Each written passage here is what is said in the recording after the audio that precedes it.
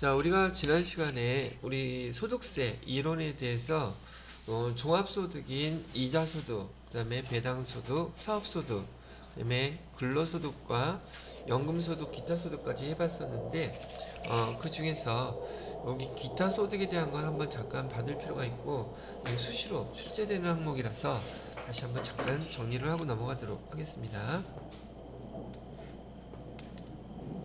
자, 기타 소득의 뜻은 일시적으로 또는 우발적으로 발생한 소득이라 어렵고, 얘가 비용으로 보통 소득세법에서는 필요경비라고 하는데, 우리가 재무회계에선 얘를 비용이라고 썼던 항목이랍니다.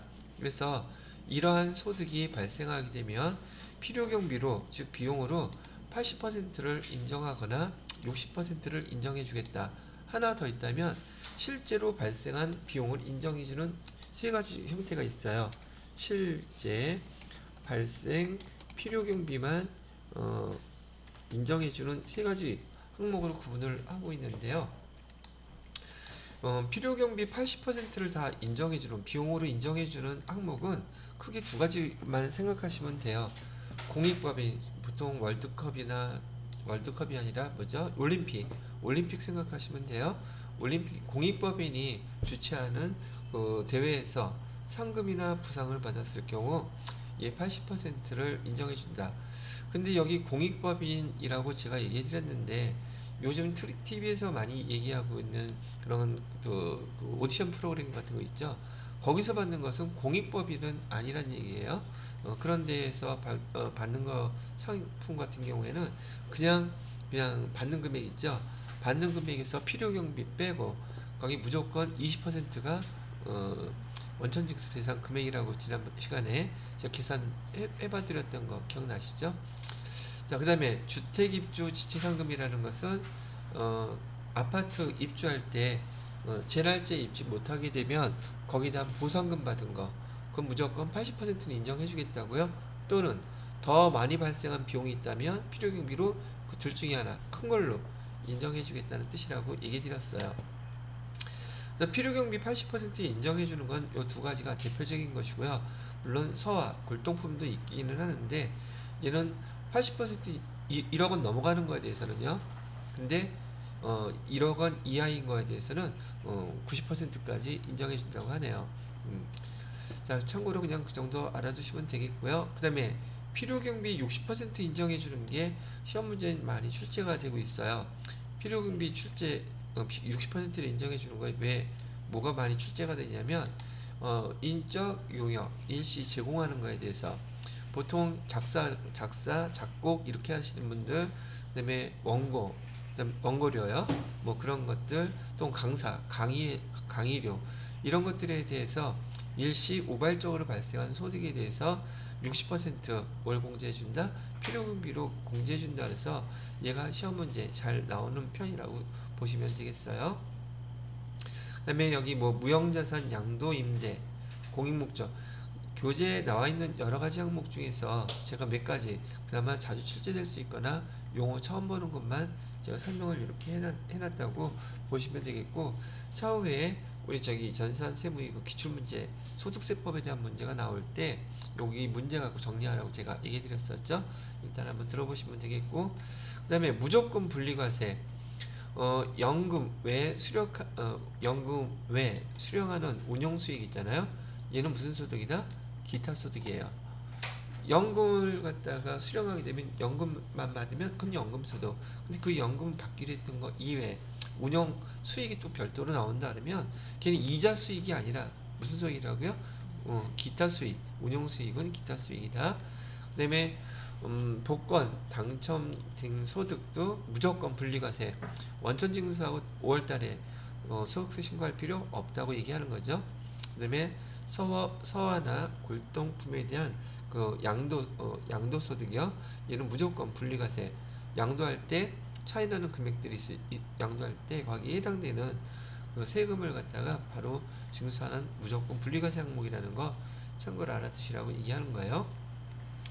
자, 그 다음에 무조건 종합과세라고 되어 있는데, 얘도 왜 무조건 기타 소득 중에서 무조건 종합과세면 얘는 원천징수가 할 수 없다는 뜻이에요. 지난번에 말씀드렸던 것처럼 뇌물이나 알선 수재, 배임 수재 이런 거 하면서 원천 징수 할 수 있어요? 제가 그랬죠? 뇌물 주면서 아 이거 원천 징수해야 되는데요. 할 수 없잖아요. 얘네들은 애시당초 원천 징수를 할 수가 없는 거예요. 그렇게 이해하시면 되겠죠. 또 한 가지 계약금을 갖다가 내가 아파트 저기 살라고 부동산 살려고 계약했는데 계약금 냈어요. 근데 그게 취소되게 되면 그 돈 돌려받지 못하죠. 그러면 그거 돌려주지 않았을 때 아 이거 내가 됐으니까 그 원천 징수하고 가져가셔야 되는데요. 할 수 없지 않냐고요. 그죠? 그다음에 직무발병보상금. 직무발병보상금은 500만 원 초과하는 건 기타 소득이라고 제가 얘기 드렸었죠. 얘네들은 원천 징수를 할 수가 없어요. 그렇기 때문에 원천 징수할 수 없는 상황이기 때문에 무조건 5월 달에 종합소득세 신고해야 된다고 얘기를 하는 것이란 얘기죠. 그래서 지난 시간에 이 기타 소득은 좀 자세히 해줄 필요가 있을 것 같아서 제가 이렇게 정리한 걸로 얘기를 해드리는 거예요. 자, 그리고 오늘 해야 될 파트가 종합소득공제 또 세액공제라고 되어 있는데 그 종합소득 세액공제에서 오늘 요 파트가 아니라 여러분은 원천징수 연말정산이라는 파트를 할 건데요. 기본세율 8단계 저기 초과누진세율 적용한다는 거 얘기해 드렸었고요. 여기 우리 계속 근로자들도 55% 세액공제에 있다는 거 얘기해 드렸었죠. 연말정산한 결과 뭐가 계산되는 거예요? 그 용어가 결정세액이에요. 그래서 연말정산했더니 지금 50만원 세금을 납부해야 됩니다라고 계산이 됐는데 우리 직장인들은 1월부터 12월까지 월급 받을 때마다 세금 내놨죠. 예납적 원천징수한거하고 비교해서 그 차액을 돌려받거나 돈이 모자르면 결정세액하고 비교해서 더 내야 된다면 추가로 납부하는 상황이 벌어진다는 얘기예요. 자, 이건 지난 시간에 대한 정리고요. 지금 오늘 해야 될 거 간단하게 교재 보면서 정리를 해보도록 하겠습니다. 자, 일단 교재는 272페이지 보시게 되면은요. 페이지 272페이지 보시게 되면 원천징수와 연말정산이라고 되어 있죠. 원천징수 앤 연말정산 이렇게 나와 있는데 여기서 봐야 될 게 뭐가 있나 보시면 되겠고요. 얘도 마찬가지로 여러분들이 원천징수 배우시면서 원천징수란 이런 용어는 많이 들었지만 교재에서 자세히 설명되어 있는 건 처음 보실 수도 있단 말이죠. 교재 272페이지 읽어보시고요. 원천징수란 기억, 니은, 디귿 바로 이런 이유 때문에 원천징수를 하는 거예요 하고 원천징수의 그 제도 시행 사유 이유를 갖다가 설명해 놓고 있어요. 이것도 그냥 읽어만 보시면 돼요. 두 번째 보시게 되면 원천징수 대상 소득과 원천징수 세율 회사에서 이러한 관련된 내용들이 발생한다면 여러분들은 직접 원천징수를 해야 되는데 담당자가 원천징수를 갖다가 얼마를 해야 되는지를 몰라. 그럼 원천징수를 할 수가 없겠죠. 기본적인 거 설명을 간단한 정리 또 이것도 해볼게요. 자, 이자소득 봐요. 지금 원천징수하는 것은 지금 종합 소득에 대해서요. 원천징수하는 걸 얘기한답니다. 이자소득이요. 이자소득은 크게 두 가지만 기억하세요. 기본적으로 이자소득은 소득세만 몇 퍼센트냐면 14%가 기본이에요. 이자에 대한 거는. 그런데 이자에 대한 게 아니라 이자는 이자인데 우리 지난번에 배웠던 비영업대금의 이익 있죠. 비영업대금 이익은 원천징수세율이 25%예요. 차이가 있죠. 자, 이자소득은 기본적으로 14%가 기본이고요. 그 다음에 지방소득세까지 합쳐서 1.4% 더하면 15.4%가 되죠. 우리 재무회계 때 배웠던 이자소득 정확하게 15.4% 원천징수하고 보통예금 통장에 입금했던 거였었어요. 근데 그때는 이런 거 안 배웠으니까 그냥 원천징수에 따르면 대충 한 거라고 생각하셨을 텐데 예제는 정확하게 15.4% 다 원천징수 했단 말이죠. 근데 여기 비영업대금의 이익인 경우에는 비영업대금의 이익은 지금 외상매출금을 갖다가 돈 다시 빌려주고 외상매출금 갚은 거잖아요. 즉 영업과 관련이 있다 없다. 영업과 관련이 없는 만약에 이 돈을 빌려준 곳이 금융기관이라면 근영업이죠. 근데 제품 만들어 파는 회사가 외상 매출금 받을 거 있었는데 얘를 갖다가 단기 대여금으로 계정을 바꿔서 이자를 받는다면 지금 이 회사는 주업이 제조업이지 금융업이 아니잖아요. 그 비영업, 영업과 관련이 없는 것으로 인해서 이자를 받을 때는 원천징수 몇 퍼센트 하라고 되어 있는 거예요. 25%를 원천징수하라고 얘기하고 있답니다. 되셨나요? 그 다음에 거기 이건 얘기만 들으세요. 시험 문제 거의 안 나오긴 하지만 비실명 이자소득 있죠. 실명이 아닌 이자소득에 대해서는 최고로 높은 세율을 적용해요. 42%, 내년에는 45%일 거예요. 지금 우리 올해부터 적용된 세율이 45%거든요. 지금은 여기서 비실명 이자소득에 대해서 42%라고 해놨지만 얘는 금방 올라갈 거고 최고 세율 적용하겠다는 뜻이고요. 얘가 부당한 경우에는 90% 소득세율 징수한단 말이죠. 90%면 그래도 10% 남네? 아니죠. 지방소득세 10% 있잖아요. 그럼 몇 퍼센트? 99% 되는 거예요. 만약에 옛날에 우리 전직 대통령께서 해놨던 돈으로 이자 받는다면 그럼 거의 다 소득 된다는 얘기예요. 이해되시겠죠? 그럼 원금은 놔두겠어요? 근데 지금 밝혀내지를 못하니까 저렇게 있는 거지. 밝혀내지 못하는 걸까? 진짜 못 밝혀내는 걸까? 일부러 안 하는 걸까? 모르겠네요. 자, 그러면 이자소득에 대해서 세율은 기억하실 수 있겠죠? 직장공제 초과반환금은요, 거기 기본소득이라고 되어 있으면서 우리 8단계 초과누진 세율 있죠? 그거 다 적용한다는 얘기예요. 소득이 많으면 많을수록 많이 징수하겠다는 뜻이고요. 자, 얘도 한번 보시죠. 배당소득. 배당소득도 마찬가지로 기본 세율은 14%입니다. 14%. 그 다음에 비실명 배당소득은 당연히 그렇게 됐다고 됐고요. 그 다음에 사업소득. 사업소득에서 원천징수를 하게 되면 우리 그 면세 대상 의사라든지 우리 그 강사라든지 이런 경우 면세 용역이라고 보통 불렀었어요.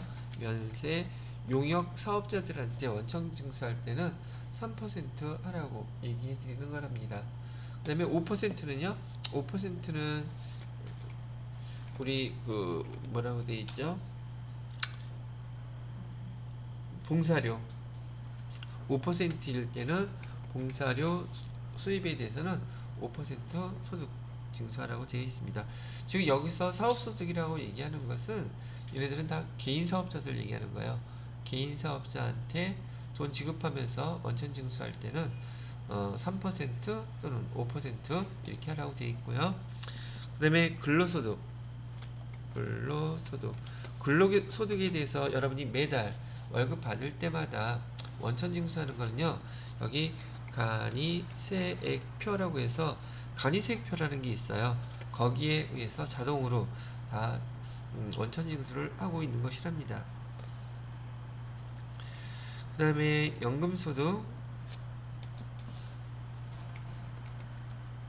연금소득도 매달 일정하게 나가는 것이기 때문에요. 얘도 간이세액표가 있어요. 간이세액표에 따라서 얘는 3%에서 5% 정도. 근로소득은 우리 8단계 다 적용돼요. 자, 그 다음에 우리 지난 시간에 연습했었던 기타소득. 기타소득에 대해서는 얼마까지는? 3억까지는 몇 퍼센트라 그랬어요? 이렇게 써야 되겠다. 기본 20%가 기본 세율이고요. 근데 3억 이하는 20%고요. 3억이 넘어가는 금액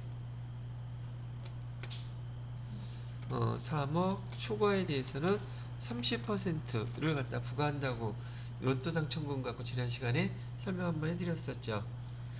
그 다음에 거기 퇴직소득도 나와 있네요. 퇴직소득은 12배수 적용, 기본율, 연수 이런 거 모르겠어요.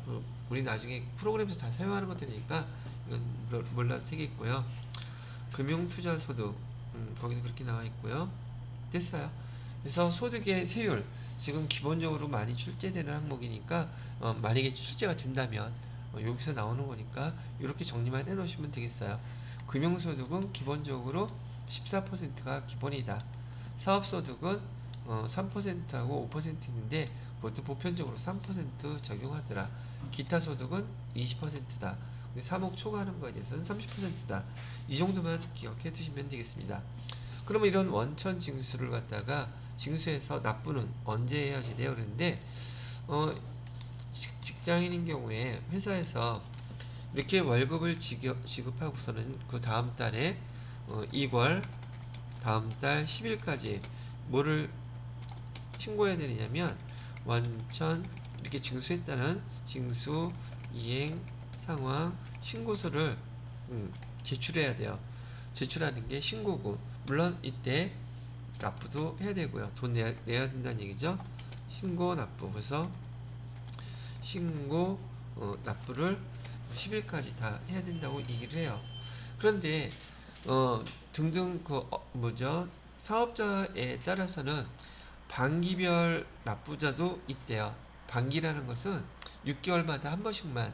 왜냐면 규모가 크지도 않고. 그런데 이거 매달 이거 원천징수 이행상신고서 신고 납부하는 것도 일이다 보니까 국가에서는 일종의 예외로 1월부터 6월달까지 발생한 이 원천징수에 대한 상황을 갖다가 그 다음 달 10일, 7월 10일까지 1년에 2번 반기로 납부하는 사업자들도 특례를 만들어 주었대요.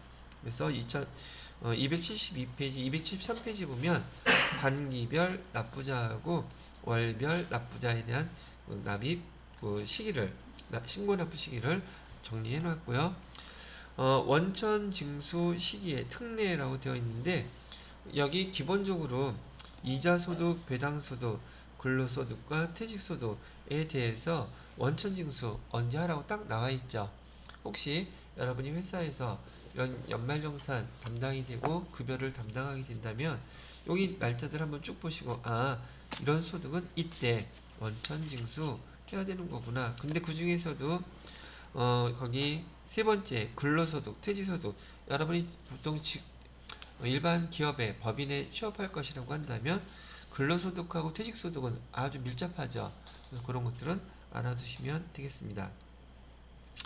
자, 그 다음에 이렇게 됐고요. 그 다음에 특정소득에 대한 원천징수, 부가가치세 면세 대상에 대한 것들은 우리 부가가치세 때 배웠기 때문에 그렇다 생각하면 될 것 같고요.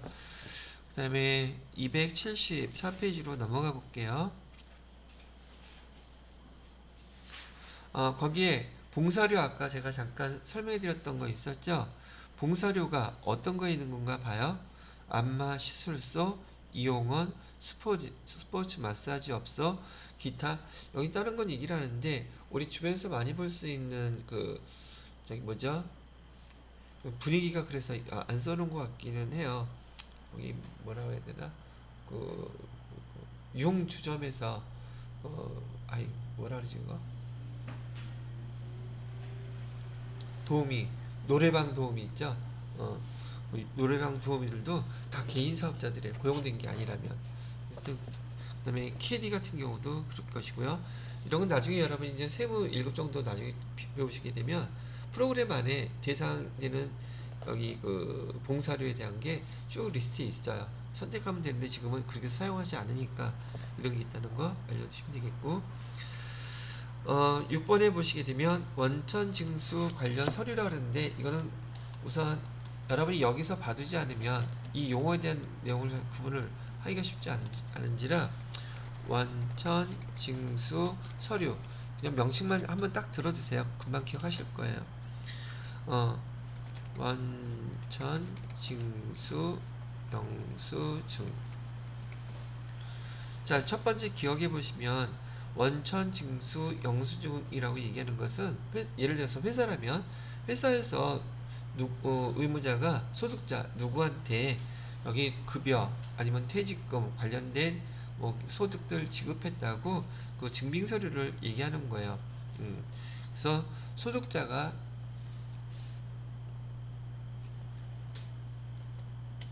보통 여러분이 그 연말정산 하시잖아요. 그럼 1년 동안 여러분 월급에 대해서 원천징수가 이렇게 됐어요. 연말정산한 결과를 보여주는 게 바로 얘예요. 그래서 원천징수 영수증 이렇게 했다는 그 내용 증명서를 갖다 써주는 거고, 이 원천징수 영수증을 통해서 얘를 바탕으로 해서 연말정산을 하게 되는 거랍니다.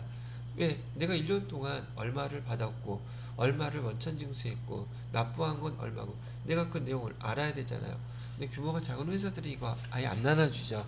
근데 정확하게 다 나눠줘야 되고요. 이건 소득자에게 발급해 주는 거예요. 원천징수 당신의 월급에서 또는 소득에서 이만큼 원천징수했다고요. 그 다음에 지급명세서란 나와있죠.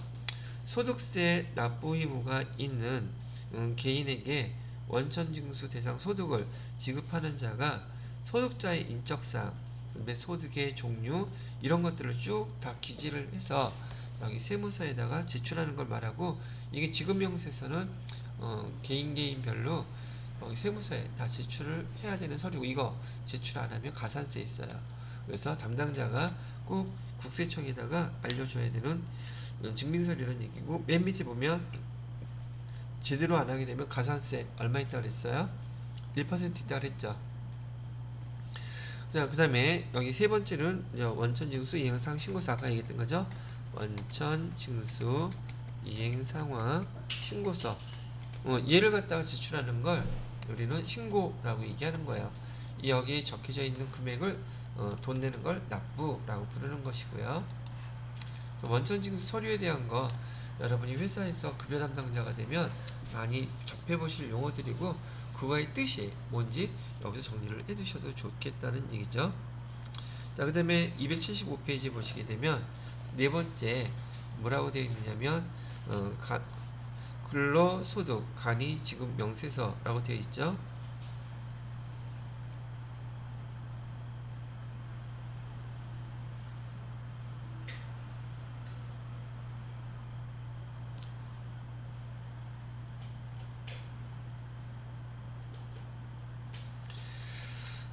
이건 새로 그냥 추가된 항목이긴 한데, 근로소득 간이 좀 뭐죠?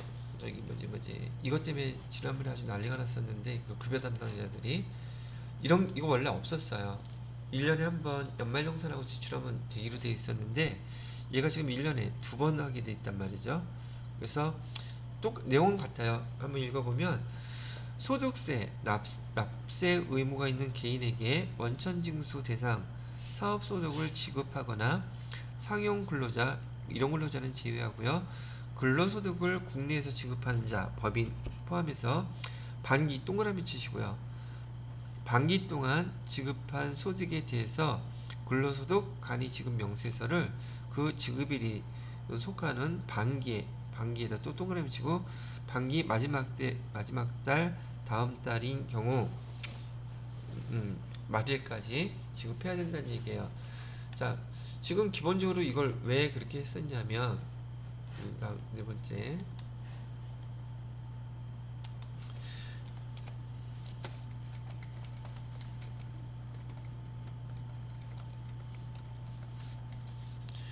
자, 지금 이것도 하나의 투명성을 위해서인데요. 예전에는 이렇게 반기로 하지 않았었어요. 1년에 한 번 연말정산하고 나서 위에 있는 지급명세서나 원천징수영수 이런 거 지급명세서 국세청에 하면 됐거든요.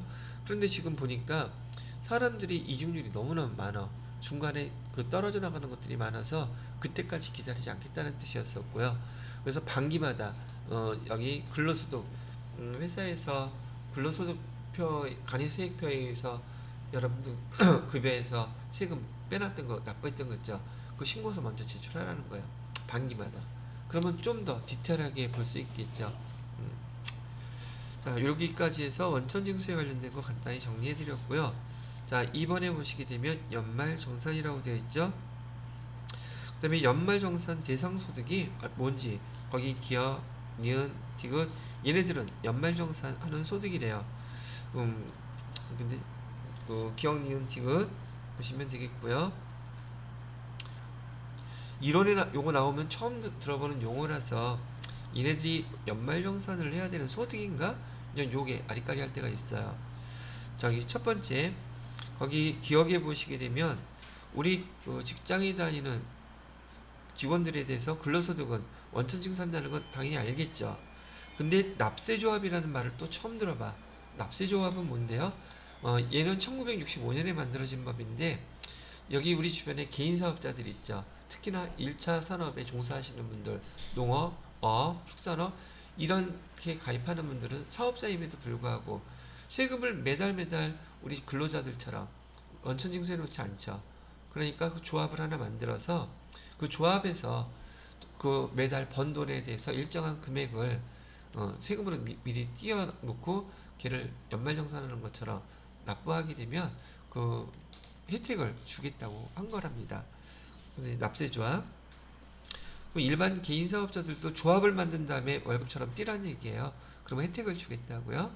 그래서 연말정산 그런 조합에 납세조합에 가입한 근로소득자들은 그 혜택을 주는 연말정산하면 된다는 얘기고요. 그다음에 우리 보통 하는 그 방판 사원들 있죠. 거기 보험 모집인, 방문 판매원, 그다음에 음료품 여기 우유 배달하고 그러시는 분들 있잖아요. 이런 분들의 사업소득 이분들은 개인 사업자들이에요. 개인 사업소득임에도 불구하고 그 매달 급여식으로 지급받죠. 그죠? 이 사람들은 방판업 할 때 자기 물건 파는 거 아니잖아요. 팔아주고 거기에 대한 수수료 받고 그거에 대한 대가를 누가 지급해요? 거기 회사에서 지급하죠. 이 사람들은 개인 사업자들임에도 불구하고 연말정산합니다. 연말정산할 수 있고 공적연금 소득공제하면서 얘도 매달 일정하게 받는다 그랬었죠. 보통 근로소득은 2월달 말까지 연말정산을 하는데 반해서 여기 여기 연금소득이 연말정산 공적연금은요 1월 말까지예요. 한 달 더 빨라요. 참고로 그냥 알아두세요. 자, 이번 시간은 여기까지 일단 설명을 해드렸고요. 다음 시간에는 그 뒷부분 몇 페이지 안 남았거든요. 설명해드릴 거 마저 다 설명해드리고 끝을 내도록 하겠습니다. 자, 조금 전에 제가 원천징수하고 연말정산에 대해서 설명을 해드렸는데요. 거기 275페이지에 보시게 되면 근로소득에 대한 연말정산 절차 그리고 또 그 용어들 보세요. 순서대로 총급여에서 근로소득 공제했었죠. 근로소득 공제에서 나온 계산된 금액을 근로소득 금액이라고 부른다. 그 다음에 그 종합소득 공제를 해주게 되면 그 다음에 계산된 걸 과세표준이라고 부른다. 거기다가 기본세율 8단계 초과 누진 세율 제도였었죠. 최저 세율은 6%, 최고 세율은 45%. 소득에 맞게끔 세율을 적용해서 세금을 계산하게 되면 그 계산된 금액을 우리는 산출세액이라고 부른다. 산출세액에서 세액공제 있었죠. 55% 해당되는 거 세액공제해주게 되고 난 다음에 걔를 결정세액이라고 부른다. 그 결정세액은 연말정산 결과로 나타난 세금을 얘기하는 것이고 그 다음에 납부세액이라고 하는 것은 여러분이 급여에서 소득세로 매달 돈 납부해놨던 금액 있죠? 두 개하고 비교해서 환급을 받든지 추가로 납부해야 되든지 그렇게 결정이 된다. 그 용어들을 갖다가 지난번에 한번 우리 연말정산할 때 표를 보면서 설명을 해드렸던 내용들이랍니다. 자, 그 다음에 276페이지로 넘어가시게 되면 연말정산 시기 요거 별표 하나 해놓으시고요. 이거는 뭐 실무에서도 언제까지 연말정산 해야 되는지 여러분이 연말정산 담당자가 아니더라도 내 급여가 언제 연말정산돼서 환급을 언제 받는지 날짜가 딱 정해져 있단 말이죠. 2월분 급여를 2월 말까지 지급하게 되면 2월분 급여 나올 때 그때 연말정산된 결과 환급 금액도 또는 초과 납부세액도 다 이때 결정돼서 끝난다는 얘기예요. 그래서 2월 말에 모든 게 끝난다 이렇게 생각하시면 돼요. 연말정산은 언제까지 하라고요? 2월분 근로소득 지급할 때까지 해야 한다고 얘기하고 있죠. 그죠? 자, 그 다음에 그리고 거기 5번째 줄에 보면 반기별 납부를 승인받은 경우에도 반기별 원래 그 원천징수에 관련돼서는 7월 10일, 그다음에 1월 10일 두 번 하기로 돼 있죠. 그런데도 연말정산에 대해서는 2월분 근로소득을 지급하는 때 연말정산하고 그다음에 그 연말정산은 그 납부 결과를 갖다가 신고를 언제 하라는 얘기예요? 7월 10일까지. 신고 납부는 7월 10일까지지만 연말정산은 그래도 몇 월 달까지 다 끝내야 된다는 얘기예요. 2월 말까지는 끝내야 한다는 얘기죠. 자, 그 다음에 디귿에 보면 소득공제 신고서 제출이라고 되어 있는데, 지금 여기 그 시험 문제를 떠나서요, 실무에서 여러분이 그 급여를 담당하시게 되면 이 서류 이름들 아주 많이 이제 접하게 될 거란 말이죠. 자, 소득공제 신고서라고 되어 있는데, 이 소득공제 신고서는요, 소득자가 제출하는 거예요. 소득자가 누구한테 제출을 한다? 원천징수하는 원천징수, 연말정산은 담당자한테 또는 연말정산 담당한테 제출을 해야 될 서류예요.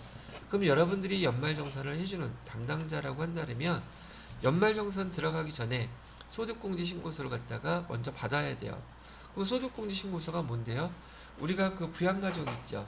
부양가족 누구누구인지 일일이 다 알아요? 모르죠. 그러니까 가족관계 확인서라든지, 그죠?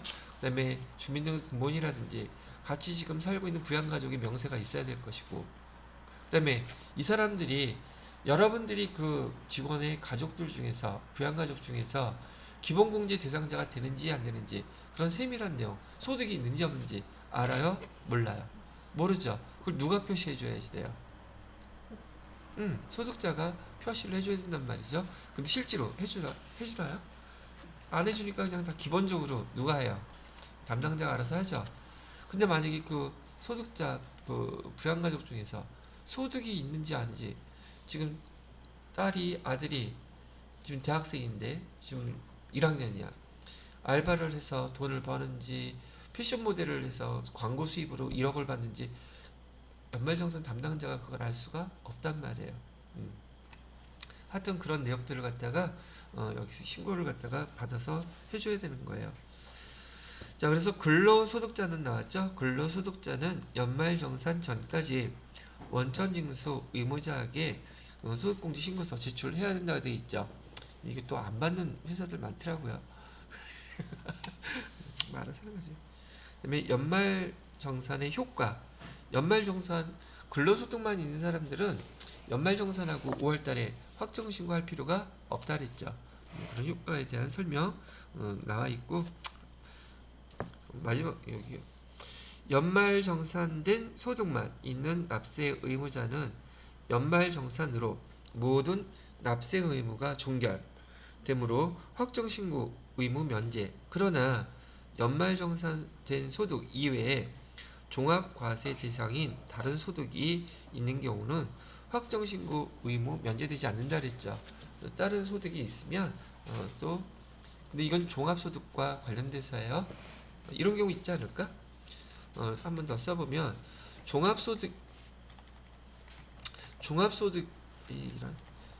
종합소득이 있는데, 여기 이자소득, 배당소득, 그다음에 사업소득, 근로소득, 그다음에 연금소득, 기타소득, 이거 가능하면 외워놓으세요. 그런데 여기에 퇴직소득도 있고요, 양도소득도 이렇게 잇따르면, 지금 우리가 구분할 때 여기 종합소득이라고 그랬던 거 기억나시죠?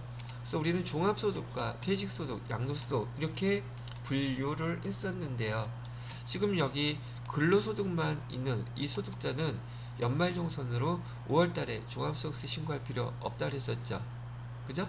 근데 근로소득하고 만약에 그런 경우는 종합소득에 가서 5월달에 종합소득세 신고해야 되는 소득이 여기 이자소득이 있다고 가정을 한다거나 사업소득이 있는 거예요. 근로소득 플러스로 해서.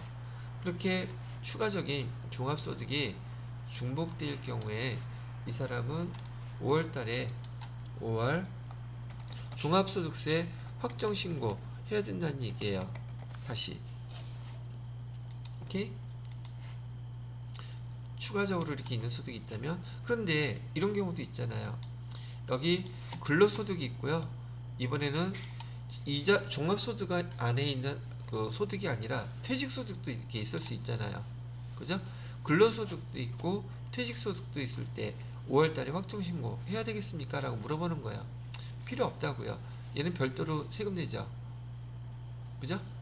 그러니까 5월달에 확정신고 할 필요 없고, 그럼 근로소득이 있으면서 양도소득이 있을 때는요, 얘도 별도의 과세체계에 의해서 세금 별도로 납부하죠.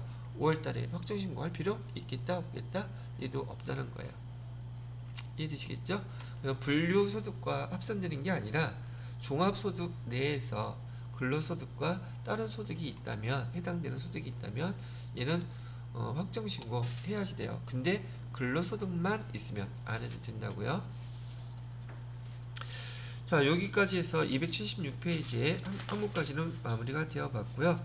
277페이지에 여기서 질문을, 소득세에 대해서 어떻게 질문하는지 한번 읽어보시고 답 체크해 놓고서는 천천히 여러분 것으로 만들어 놓으시면 되겠습니다.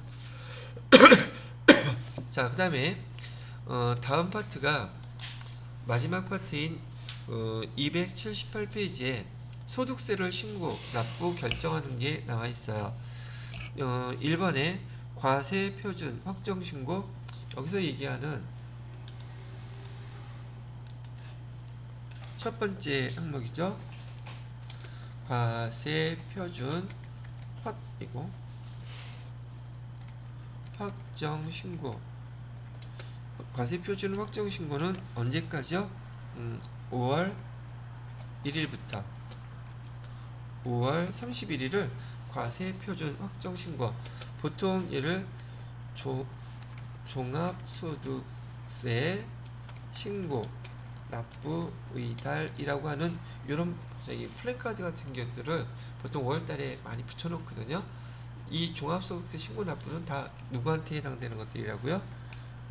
개인들에 해당되는 것들이에요. 이때까지 다 하라고 나와 있습니다. 근데 만약에 돈 낼 게 없어요. 즉 사업소득에서 종합소득 신고 대상자인데 종합소득에서 저기 결과론적으로 마이너스야. 즉 결손금 낼 게 없어. 그러면 여기 소득세 5월달에 신고 안 해도 된다. 맞는 말이겠어요? 틀린 말이겠어요? 세금 낼 게 없더라도 신고 납부 다 해야 돼요. 왜 어떻게 계산돼서 마이너스가 나서 결손금인지 그건 반드시 신고해야 된다는 얘기예요. 그래서 1번에 대한 것도 한번 읽어보시면 되겠고요. 그 다음에 거기 확정신고 의무 면제라고 되어 있죠. 거기 별표 2개 정도 해놓으시고요.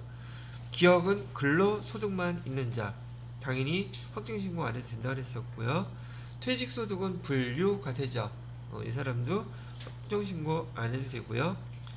그 다음에 연말정산 아까 거기 방판사원이라든지 거기 음료, 식음료 하는 개인사업자들 있죠. 연말정산 되는 거.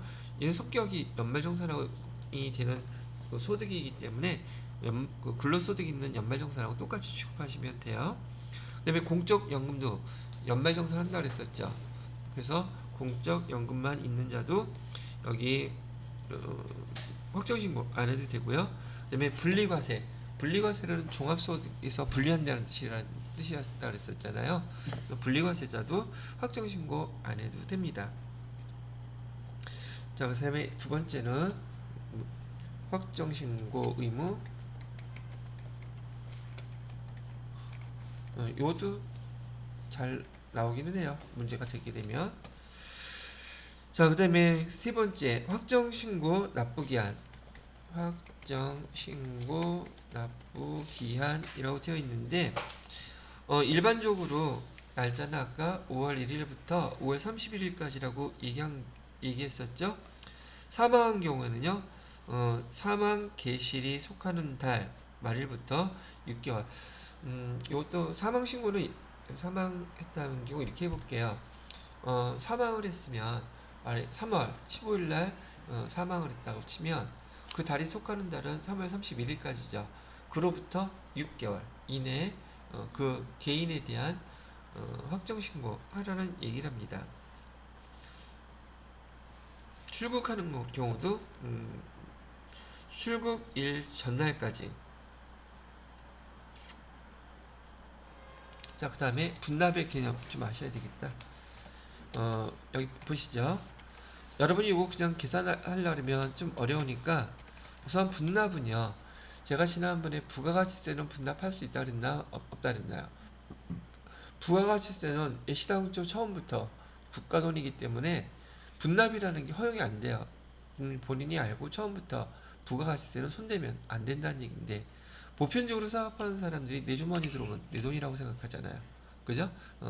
그래서 부가가치세는 분납제도 자체가 아예 없어요. 근데 이번에 코로나 때문에 좀 시간을 연장해 주는 경우는 있어도 분납의 개념이 성립이 안 되는데, 자, 여기 분납은 이렇게 기억해 놓으세요. 금액으로 따졌을 때 2천만 원을 기준으로 합니다. 2천만 원. 얘는 법인세도 똑같아요. 분납하는 제도는 2천만 원을 기준으로 해서 예를 들어서 여기 1천만 원은 넘는 금액 있죠? 2천만 원을 기준으로 해서 2천만 원 이상일 경우 날짜는 5월 31일까지 5월 31일까지 2천만 원 이상일 경우 50%를 납부해요. 5월 31일까지 2천만 원에서 50% 납부하고요. 그 다음에 2개월 이내 나머지 50%를 납부하면 돼요. 그리고 2천만 원 이하일 경우는 5월 31일까지 1천만 원을 납부합니다. 그리고 2개월 이내 나머지 납부하면 돼요. 자, 그래서 말은 이렇게 설명해 드렸으니까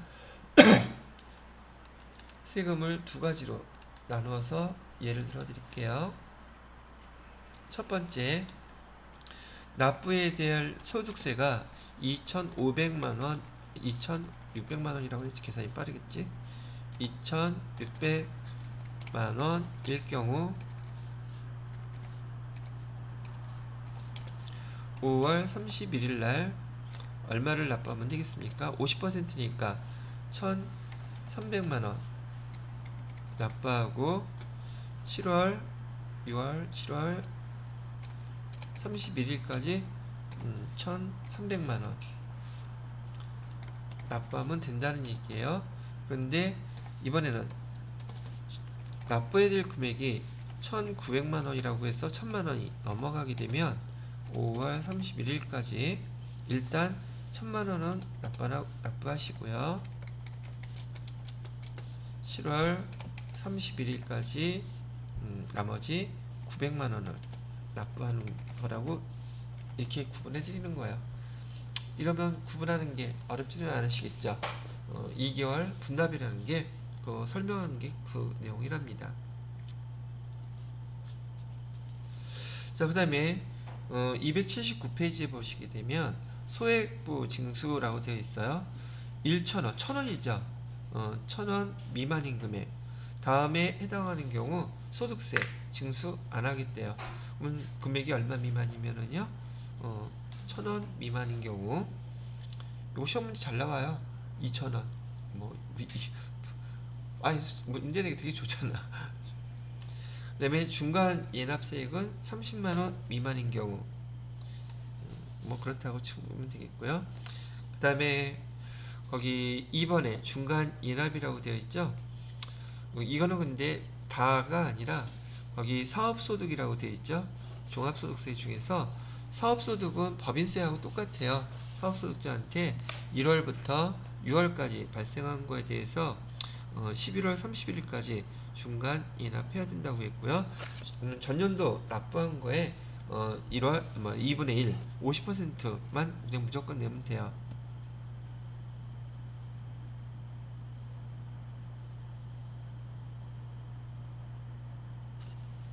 요것도 구분은 해야 되겠네.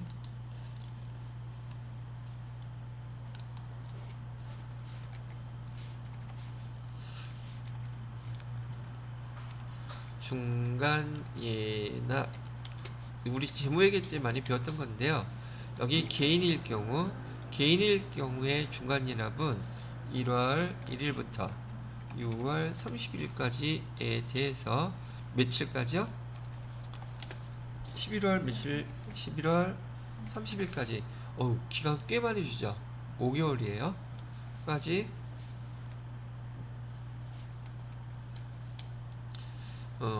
몇 퍼센트? 직전 연도에 납부했던 거 소득세의 50% 또는 2분의 1이라고 표시되어 있죠.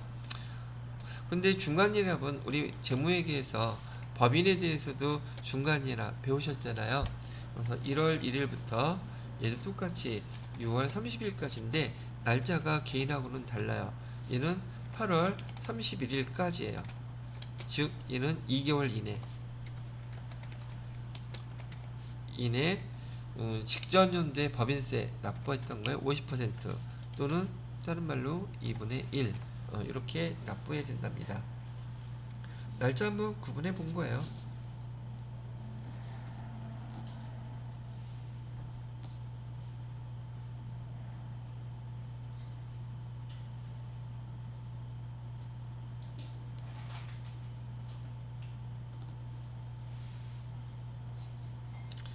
근데 보통 이거는 여기 여러분들이 직접 계산하는 건 아니고 거기 국세청에서 고지를 해줘요. 납부기만 하면 된다는 얘기고요.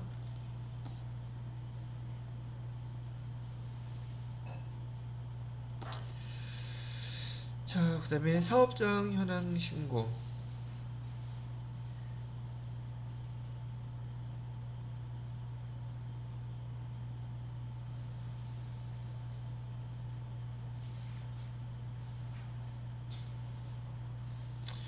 예, 뭐 그렇다 치고요.